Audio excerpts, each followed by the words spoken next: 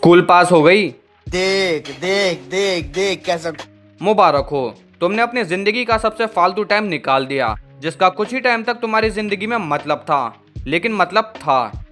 बात तो सही है। लेकिन अब तुम आज़ाद हो और तुम वो कर सकते हो जो तुम करना चाहते हो।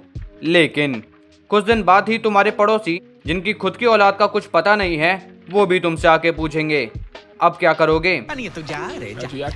वो दोस्त जिनके खुद के लौड़े लगे हैं, वो भी पूछ रहे होंगे आगे क्या करेगा। अरे भाई, मैं बुर्ज खलीफा में रहूं या मियाँ खलीफा में, तुझे क्या। ये अपन कुछ नहीं करने वाला है क्या? तू तेरा देखना। स्कूल खत्म होते ही कुछ लोग ऐसे कॉलेज की तरफ भागते हैं जैसे अब गुरिंदरवीर सिंह का रिकॉर्ड ये ही तोड़ेंगे, और कुछ तो कॉलेज शुरू होने से पहले ही काम पर लग जाते हैं। और ये इनका शौक नहीं है, इनके माँ बाप तो इन्हें पढ़ाना चाहते हैं, लेकिन साली औलाद ही ऐसी है। इससे अच्छा है कि कुछ काम ही कर ले। और कुछ होते हैं आने वाले इंजीनियर्स और डॉक्टर्स, बस इन्हें ही नहीं पता कि ये बनेंगे या नहीं। तो चलो आज बात करते हैं कि स्कूल पास होने के बाद जेनजी बच्चों में कैसी कैसी थिंकिंग्स आती है। सबसे पहले आते हैं वो बच्चे जो हमेशा से चाहते हैं कि हम कॉलेज जाएंगे। इनके पास एक ड्रीम कॉलेज, एक सब्जेक्ट, एक लाइफ प्लान, एक बैकअप प्लान, और बैकअप का भी बैकअप प्लान होता है। ये साले ओरिएंटेशन से पहले ही अपनी क्लास का डिस्कॉर्ड सर्वर ज्वाइन कर लेते हैं, और कॉलेज ज्वाइन होने से पहले ही अपने रूममेट के नाम याद कर लेते हैं। और इधर मुझे देखो, मुझे अभी तक लग रहा है कि मैं बचपन में जिसके साथ खेलता था वो रिया थी, लेकिन वो मुकेश था। साला बाल ही नहीं कटवाता था। और कुछ टाइम बाद ही इन बच्चों को लगता है कि ये कर्जे में डूब रहे हैं। इन्हें अपने सब्जेक्ट से नफरत होने लगती है जिसे पढ़ने के ये सपने देखते थे। और इनके रूममेट कॉलेज के दूसरे हफ्ते से ही कबीर सिंह बनकर सुट्टा फूक रहे होते हैं। मेरे हिसाब से अगर तुम्हें पता हो कि तुम्हें क्या करना है तो कॉलेज अच्छा है, वरना 3 इडियट्स के रेंचो बनने के चक्कर में तुम बेंचो बन जाओगे। फिर आते हैं वो लोग जो कॉलेज की सोचते भी नहीं हैं और स्कूल के बाद सीधा काम पर लग जाते हैं। ये बच्चे कुछ भी कर लेंगे, बस इन्हें काम दे दो। ये पैसे कमाते हैं और हर रात बाहर खाना खाते हैं। शुरुआत में तो इन्हें काफ़ी मज़ा आता है, क्योंकि ये इतनी छोटी सी एज में पैसा कमा रहे होते हैं और इनके सर पर कोई बोझ भी नहीं होता, और वीकेंड की छुट्टी अलग से। ये सोचते हैं कि ये सही जगह पर है। लेकिन फिर आती है रियलिटी।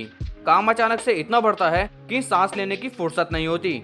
मतलब फिजिकल और मेंटल हेल्थ तो समझो गई, और अब वही डेली का चूतियापा। सुबह थके हुए घर से जाना और वापस थक कर घर आना। ये लोग उन लोगों के साथ काम करते हैं जो लगभग इनकी एज से डबल है।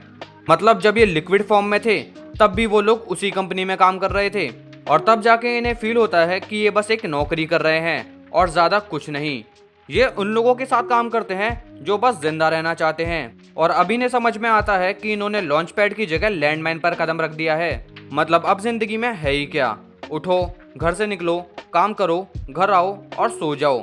और अगर बॉस को खुश करना है तो देनी पड़ेगी, वीकेंड पर भी अपीयरेंस। और फिर आते हैं वो लोग जो लेते हैं ड्रॉप आउट। ड्रॉप आउट तो जानते हो ना, हाँ वही जिंदगी बर्बाद करने वाला टाइम।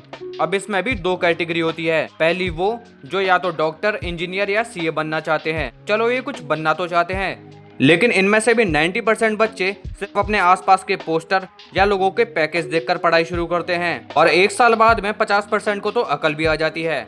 लेकिन 40% अभी भी अपने सपने में ही जी रहे होते हैं, और पिछले साल के 40% और नए साल के 90%। मतलब पैसा बर्बाद पहन। और दूसरी तरफ होती है उन बच्चों की कैटेगरी जिन्हें खुद को जानने के लिए ही 1 साल और चाहिए। मतलब इन्हें जानना है कि इनका दिमाग क्या चाहता है। इनके सपने होते हैं कि ये रणबीर कपूर की तरह ये जवानी है दीवानी वाली जिंदगी जिएंगे। और अगर तुमने इनसे गलती से पूछ लिया कि कहाँ जाओगे घूमने, तो ये लंदन से नीचे तो बात ही ना करे। लेकिन 6 महीने बाद भी ये ठीक से अपनी सिटी से बाहर भी नहीं गए होते। सिटी तो छोड़ो, ये अपनी कॉलोनी से बाहर भी नहीं जाते। रात के बाद इनसे सीधा दोपहर में उठवा लो। और अगर बात रही सेल्फ इम्प्रूवमेंट की, तो इनसे बस पॉडकास्ट दिखवा लो जिनका इनकी लाइफ से कोई मतलब नहीं है। और फिर इनके अंदर अचानक से आता है नई लैंग्वेज सीखने का कीड़ा, और सीखते सीखते ये साले सिर्फ 2 ही शब्द सीख पाते हैं, ए और आ। लेकिन अब अगर तुम्हारा पूरा ग्रुप ही बेरोजगार है तो उसमें से एक चूतिया दोस्त ऐसा जरूर होता है जो कहता है कपड़ों का ब्रांड बनाएंगे, 50 की टी शर्ट, 50 का प्रिंट और 200 में बेचेंगे। और ये ब्रांड बनाने का प्लान कभी शुरू ही नहीं होता। हाँ मैं मानता हूँ कि अगर तुम स्कूल से थक गए हो तो ये टाइम तुम्हारे लिए काफी जरूरी है, और इसके अंदर कुछ लोग सक्सेसफुल भी हो जाते हैं। लेकिन फिर वही 50% लोग वैसे ही रह जाते हैं, और अभी भी इन लोगों में कॉन्फिडेंस कम नहीं होता। इन्हें अभी भी पता है कि इनके पास प्लान है, बस इन्हें ही नहीं पता। और अगर गलती से तुमने पूछ लिया तो तुम क्या सुनोगे?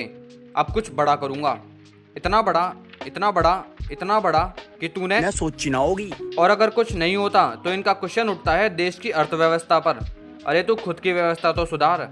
और कुछ टाइम बाद ये लोग भी तारे जमीन पर के बच्चे की तरह हो जाते हैं। करने का तो बहुत मन है पर करना नहीं है। अरे भाई ट्राई तो कर। गैप ईयर्स ठीक है, आराम करना ठीक है, लेकिन इतना भी फ्री मत बैठो कि तुम्हारे दिमाग में वो कपड़ों का बिजनेस ही अटका रहे। उसके बाद आता है मिस्टर इंडिया फ्रेंड। हम सबके ग्रुप में एक दोस्त ऐसा जरूर होता है जो स्कूल के बाद पता नहीं कौन सी काली पहाड़ी के पीछे जाके छुप जाता है।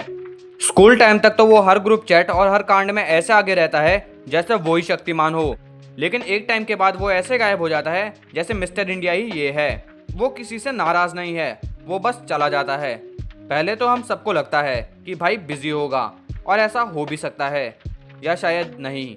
हफ्ते, महीने या साल बीत जाते हैं और अगली बार वो बंदा तुम्हें तब याद आता है जब तुम इंस्टाग्राम पर कोई स्कूल मेमोरीज की रील देख लो। लेकिन फिर एक दिन तुम सच में उससे टकरा जाते हो, और उस टाइम तुम्हारी उससे वो सीरियस बात होती है जो एलोन मस्क भी अपने एम्प्लॉयज से नहीं करता होगा। ये दोस्त तुम्हें ऐसा फील कराएगा जैसे गायब हुए दिनों में उसने बहुत कुछ उखाड़ लिया हो, और तुम भी उसे सोचकर डिप्रेशन में चले जाते हो। और वो दोस्त जो एक टाइम पर एक टेबल पर बैठकर एक दूसरे के आंट खुजाया करते थे, वो दूर हो जाते हैं। ये एक तरह से सही भी है, क्योंकि एक जना तो लाइफ में सक्सेसफुल हो। बाकी वीडियो के एंड में मैं बस तुम्हें इतना ही कहूँगा कि अगर अभी भी तुम्हारे स्कूल के दोस्त तुम्हारे साथ हैं तो चिल करो और टेंशन फ्री रहो, क्योंकि रियलिटी तो ये है कि हम में से कोई नहीं जानता कि हम क्या कर रहे हैं।